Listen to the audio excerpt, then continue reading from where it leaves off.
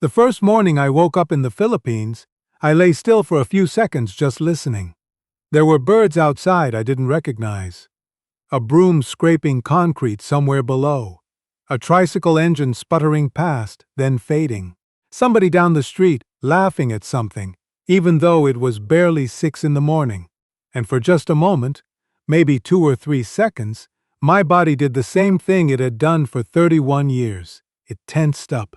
That old familiar tightening in my chest, that little jolt, like I was already behind on something and the day hadn't even started. Then it passed.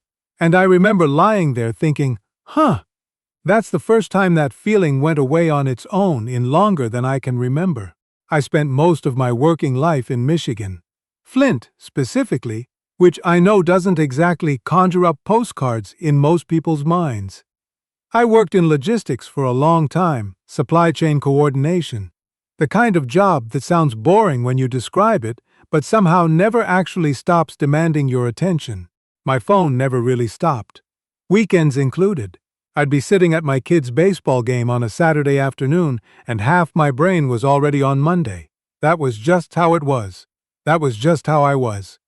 My wife Judith used to say I never really came home even when I was home. She didn't mean it as an insult. She was just telling the truth. I'd walk through the front door, put my keys on the hook, sit at the kitchen table, and still be somewhere else inside my head. She learned to have the important conversations in the morning before I got absorbed. I don't think I even noticed how bad it had gotten until much later. We had a decent life.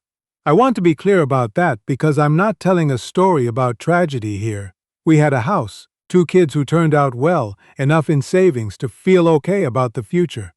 I wasn't rich, but I was stable, and I know a lot of people can't say that. I never took it for granted, or at least I tried not to.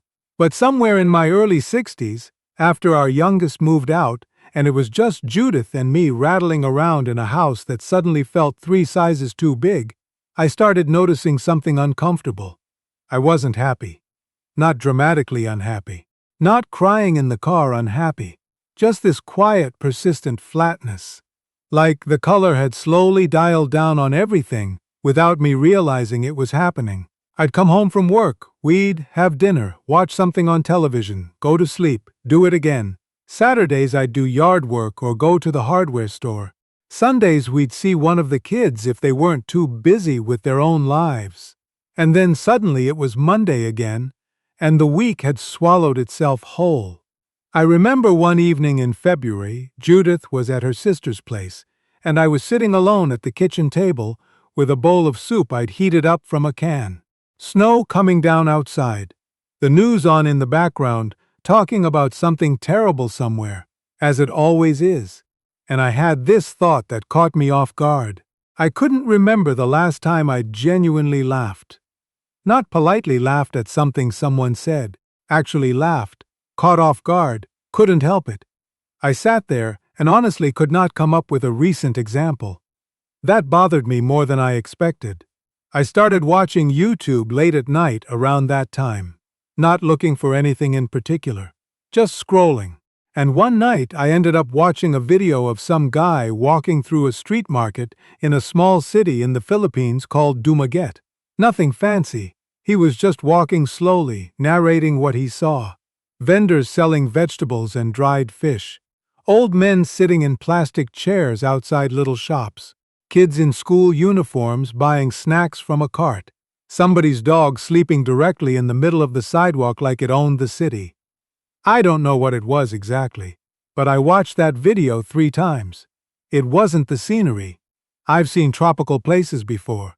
It wasn't the prices, though I noticed things were cheap. It was something harder to put into words.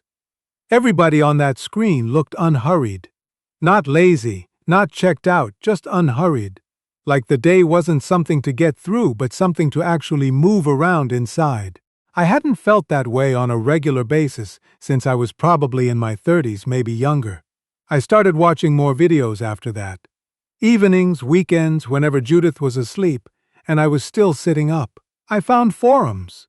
I found Facebook groups full of older Americans living over there, some retired, some working remotely, some who'd just gone and figured it out as they went. A lot of the posts were practical, cost of living, visa types, which banks worked, what neighborhoods were safer. But every so often somebody would write something more personal. About how they'd stopped waking up with that tight feeling in their chest. About how they'd started sleeping again. About how they hadn't realized how much noise their old life was making until they left it. I kept those posts open in browser tabs for weeks. I didn't tell Judith right away. Honestly, I spent about 4 months just sitting with the idea privately, not even sure if I was serious or just entertaining a fantasy. Then one night after dinner I brought it up, sort of sideways, like I was just mentioning something I'd read. She looked at me for a long moment over her coffee cup and said, "Are you actually thinking about this, or just talking about it?" I said I was thinking about it. She said, "Then let's look into it together." That's Judith. 34 years and she still surprises me, sometimes. It wasn't instant from there. We spent about 8 months researching, cautiously, carefully, the way people who've spent their lives being responsible tend to do things. We looked at the retirement visa options, the healthcare situation, which cities people our age seem to do well in. We talked to our kids, our son Neil, who took it better than I expected, and our daughter who went through a whole range of emotions over about 2 weeks before landing on supportive. We looked at what our Social Security and small pension would cover over there versus here. We ran numbers, and eventually we booked 2 tickets. I remember the drive to the airport. It was early, still dark, one of those November mornings where the cold feels like a physical thing pressing against the windows. Judith was quieter than usual. I was too. We had 4 suitcases between us and a storage unit back in Flint holding everything else. Our son had the house key. We'd rented it out to a young couple he knew. On the plane I barely slept. Not because I was scared exactly. More like my body understood something large was happening and wasn't sure how to process it. At some point over the Pacific, I looked over at Judith, and she was asleep with her head against the window. And I thought, we're actually doing this. The thing nobody tells you about the first week in a new country is how ordinary the adjustment is in the worst possible way. You're exhausted from the travel. You're jet-lagged in a direction your body has never been jet-lagged before. Everything is slightly unfamiliar. The light switches are in different places. The water pressure is different. The sounds outside at night are completely different. The first night in our apartment in Dumaguete, Judith and I both lay awake for what felt like hours listening to a dog barking somewhere nearby and a rooster that apparently lived directly outside our bedroom window and had absolutely no concept of appropriate hours. We looked at each other in the dark at about 4 in the morning. She said, "What is that rooster doing?" I said, "I genuinely have no idea." And then we both laughed, just this quiet, exhausted laugh, and I thought, okay, we're going to be all right. The heat was the first real adjustment. I'd expected hot. I hadn't expected hot plus humid, plus the sun feels like it has a personal agenda against you specifically. The first 2 weeks I sweated through everything I owned by 8 in the morning. I'd walk to a little convenience store a few blocks away, a 10-minute round trip, and come home needing to sit directly in front of a fan for 20 minutes. Judith handled it better than me, which she found very amusing.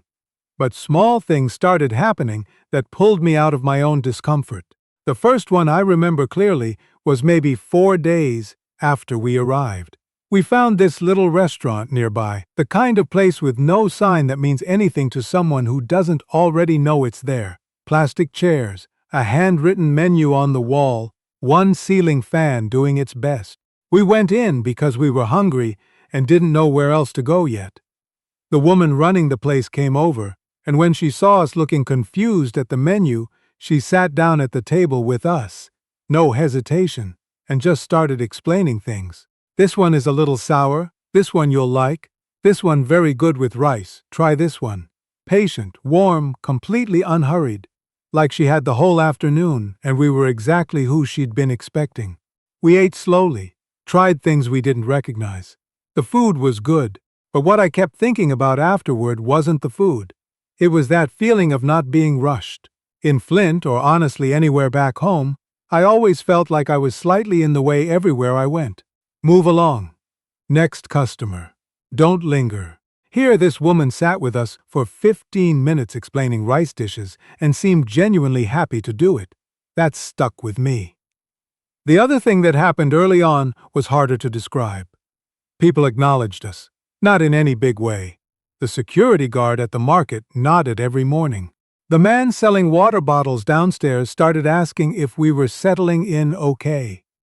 A neighbor whose name I didn't catch yet stopped Judith one evening to ask if she'd found the good bakery 2 streets over. I'd lived in the same house in Flint for 11 years. I knew my immediate neighbors well enough to wave. That was about it. Here people seemed to notice each other, just as a baseline, like it was the default setting instead of the exception. About 6 weeks in, there was a brownout.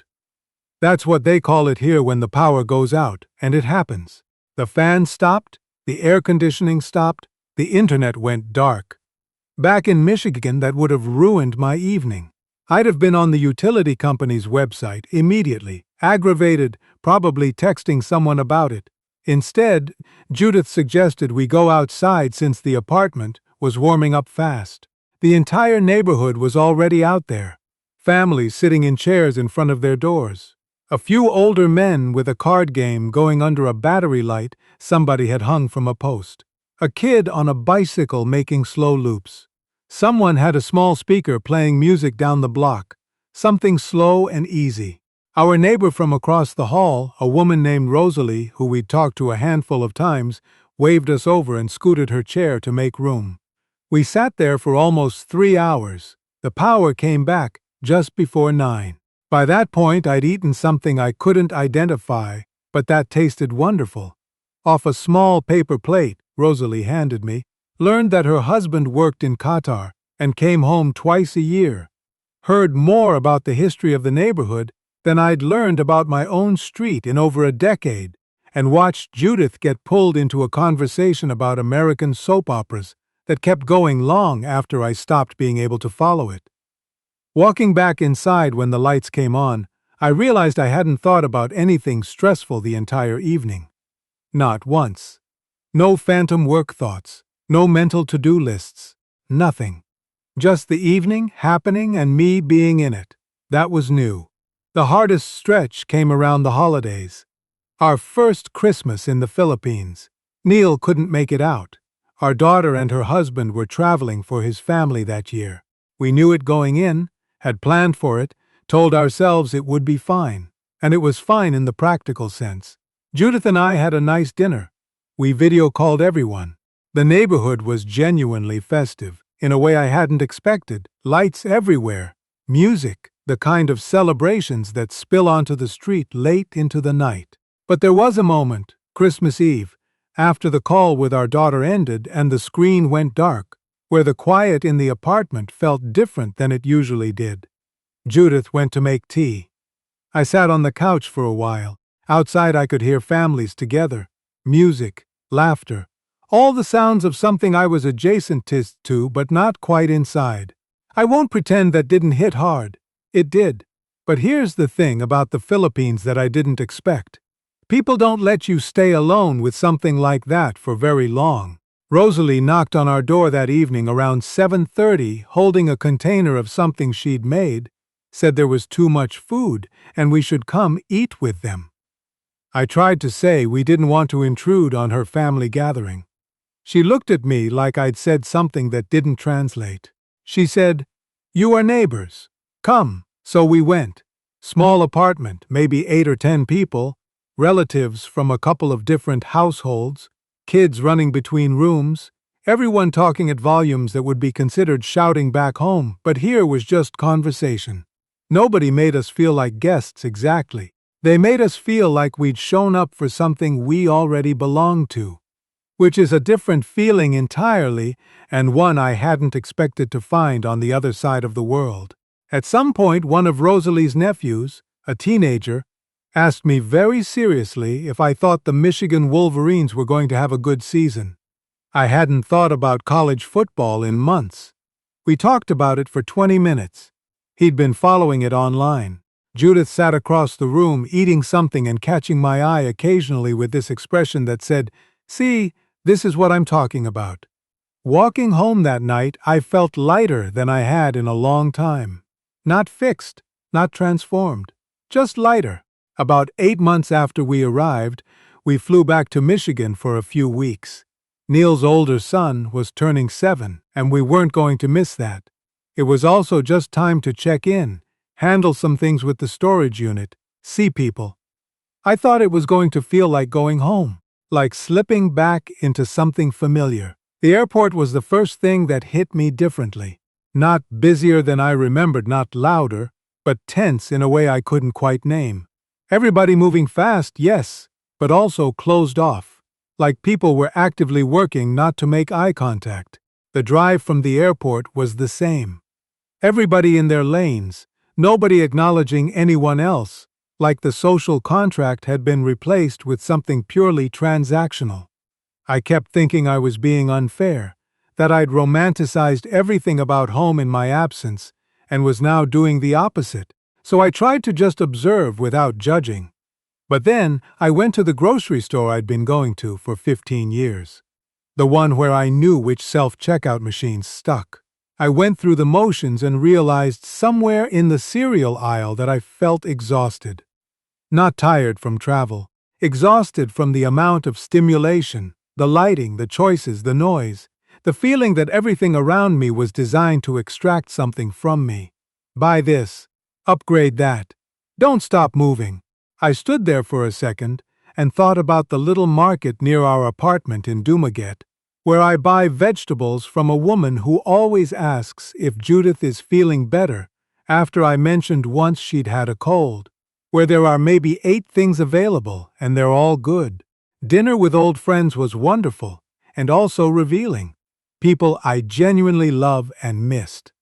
But within 20 minutes, the conversation was deep in insurance costs, and the news and a mutual friend's complicated divorce and property taxes. And I remembered I used to talk like this constantly. This was just what conversation was. A shared processing of everything that was wrong or difficult or financially stressful. I didn't say anything judgmental. I just sat there quietly noticing that I hadn't had a conversation like that in months, and also noticing that I didn't miss them. When the plane back to the Philippines landed and I walked out into that wall of humid air, Judith grabbed my hand and squeezed it. I looked at her. She said, "I know. Me too." We took a tricycle home from where our ride dropped us off. Rosalie was sitting outside her door when we got back and yelled across the hall to ask if we'd eaten. We told her we'd just gotten in from the airport. She disappeared into her apartment and came back 3 minutes later with 2 containers of food. That's the part people don't believe when I tell them. They think I'm making it sound better than it was. I'm not. That is genuinely what happened. I want to say something honest here, because I think people who talk about moving overseas sometimes skip over the parts that are hard, and that's not useful to anyone. There are days here that are genuinely difficult. The heat in the summer months is something that has to be respected, not managed. Some days by 1 in the afternoon I've given up on doing anything ambitious outdoors, and I'm sitting under a ceiling fan questioning my life choices. The bureaucracy of visas and paperwork and government offices is the kind of thing that can age you. You'll stand in a line for an hour and then be told you need a document nobody mentioned. Go get it, come back, wait again. Infrastructure is what it is. Internet cuts out. There are flooding issues in rainy season. I got food poisoning once that I would not wish on anyone. And there's a loneliness that's specific to living far from the people you love. My daughter had her second baby 6 months ago. I've seen that child 4 times in person. That's hard. Neil went through a rough patch with work last year, and I could call him, could video chat, but I couldn't just drive over. That's the trade. There's no version of this life where that trade isn't real. Anyone who tells you otherwise is selling something. But here's what I can tell you honestly, from 2 years in now, I sleep, actually sleep. I didn't realize how badly I hadn't been sleeping until I started sleeping again. I wake up without that clenched feeling in my chest. Not every day. Some days something travels well across the ocean. Some worry finds me wherever I am. But most mornings I wake up and lie there, listening to the neighborhood come to life, and feel something I can only describe as okay. Just okay. Which sounds like the floor and not the ceiling, but for a man who spent 15 years barely noticing that he was miserable, okay feels like a gift. Judith says she feels younger. Not physically, exactly, though she'd tell you the slower pace and the walking help with that too. She means something else. She means she laughs more. She means she has friends here who sit outside with her on Tuesday afternoons just because they want to. She means she found a little community at a church down the road that she wasn't expecting to find, and that it has turned into something real for her. She is happy in a way that I notice, which means it's not the quiet happiness she was performing for years back in Michigan, the kind where you're fine and functional and grateful and also just a little bit hollow all the time. We have a routine now. Morning coffee at a place 2 blocks over where the owner knows our order and sometimes sits down with us if it's slow. A walk most mornings, before the heat gets serious. A small garden on our balcony that Judith tends to, and that I sometimes help with and mostly stay out of. Afternoons are slow by design. Evenings we sit outside or have people over, or just exist quietly, which used to feel like wasted time to me and now feels like the whole point. I talked to a guy a few months ago, American, had been here almost a decade, told me the hardest part wasn't the heat or the paperwork or the distance from home. He said the hardest part was unlearning the idea that your worth was connected to how productive you were, that you had to earn rest, that you should feel guilty sitting still. I knew exactly what he meant. I spent probably 62 years of my life feeling like I had to justify existing by constantly doing. The Protestant work ethic, somebody called it once, though I think it goes deeper than religion. It's something wired into the culture. Be useful. Contribute. Don't be a burden. Don't stop moving. Don't let anybody catch you at rest or they'll think you've given up on something. Here, rest is just part of the day. Nobody needs to earn it. An afternoon spent sitting outside watching the street isn't time you failed to use well. It's just Tuesday. And after a while, that starts to feel normal. And after it feels normal, you start to understand how unnatural the alternative was. My son Neil came to visit us last spring. Stayed for 11 days. He's 34, works in software, has the kind of schedule where his phone is an extension of his arm. First 3 days he was visibly uncomfortable with the pace. Kept asking what we were doing next, what was the plan, were there activities. On the 4th day, I took him to a little outdoor spot by the water, where there are some tables and cheap beer. And you can watch boats in the distance. And we just sat there for 2 hours, talking about things that had nothing to do with work or money or anything urgent. At some point, he put his phone face down on the table, which I don't think he'd done in 3 days. On his last night, he said, "I get it now, Dad." I said, "Took me longer than 4 days." He laughed. Then he got quiet for a moment and said, "Do you think I do okay out here?" I didn't answer right away, not because I didn't know what to say, but because I wanted to give it the weight it deserved. I told him I thought he'd have a hard few months and then probably not want to leave. He laughed again, but quieter, like maybe he was actually thinking about it. I don't know what he'll do with that. People have to get there in their own time and in their own way. I didn't get here until I was 63. That's not early. But I think there's something to be said for getting there eventually, rather than not at all. There's a version of me that stayed in Flint, worked until 65, retired, maybe moved somewhere a little warmer in the States, spent his days doing things that looked fine from the outside. Maybe he'd have been okay. I don't want to be dramatic about it. People live good, quiet lives in all kinds of places. But I think about that guy sometimes when I'm sitting outside in the early morning with my coffee, before the street gets busy, watching the light come in low over the rooftops and hearing the neighborhood wake up around me. Motorbikes starting. Somebody sweeping. A kid, somewhere arguing cheerfully about something. The smell of something being cooked a few doors down. I think about him, and I feel something that's hard to name. Gratitude, maybe. Relief. A little sadness for the years I spent not knowing this was available. Not the Philippines specifically. This feeling. The feeling of actually being present inside your own day, instead of always looking ahead at the next thing you have to get through. I didn't move here because I was done with life. I moved here because somewhere between the Michigan winters and the logistics meetings and the Sunday nights that always felt like a door closing on something, I realized I had spent 30 years being extremely busy and almost none of it felt like living. And I was old enough to know the difference. The roosters still start at about 4 in the morning. I've made my peace with that.